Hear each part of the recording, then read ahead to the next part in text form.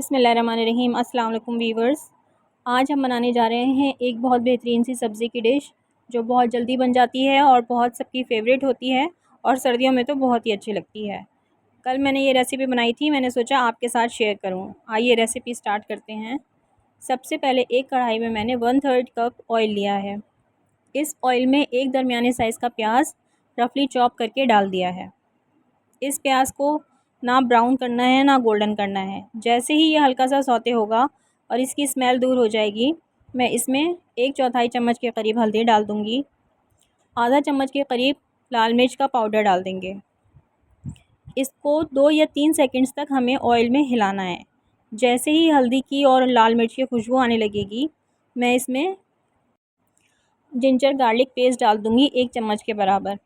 Ginger garlic paste जो है मेरा फ्रीज़ था, तो इसको जैसे ही हम ऑयल में डालेंगे, ऑयल का टेम्परेचर थोड़ा सा हल्का हो जाएगा। इससे जो है हमारी हल्दी और लाल मिर्च जलेंगी नहीं। अब इसमें मैं 1 चम्मच के बराबर ज़ीरा डाल दूँगी। इन सब चीज़ों को अच्छी तरीके से मिक्स कर लेंगे चमचा हिला हिला के। जब लहसुन और अदरक की खुशबू आने लगेगी, तो मैं इसमें 2 टमाटरों की प्यूरी बना के डाल दूँगी। अब हमें टमाटर को अच्छी तरीके से भूनना है और इन सब मसाले को इतना भूनना है कि मसालों का कच्चापन दूर हो जाए और हर चीज़ यकजान हो जाए और खुशबू आने लगे। साथ ही साथ मैं 1 हरी मिर्च भी काट के डाल दूँगी। आप हरी मिर्च अपने जायके के मुताबिक कम या ज़्यादा कर सकते हैं। इसके साथ हम इसमें हस्बे जायका नमक डाल देंगे। मैंने जो नमक डाला है वो तकरीबन 1 चम्मच के करीब है। अब दोबारा से इन सब चीज़ों को अच्छी तरह मिक्स करेंगे और इस पर हल्का सा ढक्कन ढक के इसको 10 मिनट के लिए पका लेंगे, ताकि टमाटर और प्याज सॉफ़्ट हो जाएं। तकरीबन 5 या 10 मिनट के बाद हमने ढक्कन हटाया है, तो सारा मसाला अच्छी तरह से भुन चुका है, तेल अलग हो गया है और मसाला यकजान हो गया है। अब मैं इसमें 2 दरमियाने साइज़ के आलू क्यूब्स काट के रखे हुए हैं, वो मैं इसमें डाल दूँगी। अब अच्छी तरीके से इसको भूनेंगे ताकि मसाला जो है वो अच्छी तरह से आलूओं पे कोट हो जाए। 2 या 3 मिनट भूनने के बाद मैं इसमें तकरीबन आधा किलो के करीब, ये काटने से पहले आधा किलो पालक थी, इसको मैंने बहुत ही ज़्यादा बारीक काट लिया है, वो मैं सारे का सारा इसमें मिला दूँगी।